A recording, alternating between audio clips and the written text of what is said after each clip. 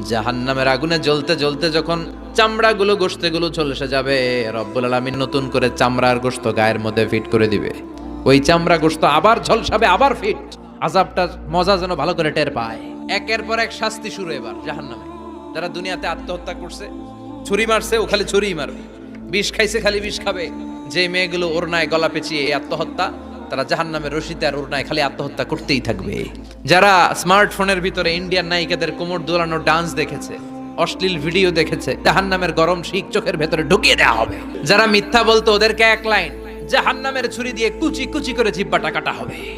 অন্যের জমি মেরে খেয়েছে এরকম ডাকাই তাছাড়া নাই, 7 জমিন ওর কাঁধে তুলে দেওয়া হবে। এবার কারে কর গিবত করে চগল খড়ি আছে না নাই, তাদেরকে আল্লাহ জাহান্নামের তামা দিয়ে নখ বানায় দিবে, আগুন ঝরবে ওটা থেকে।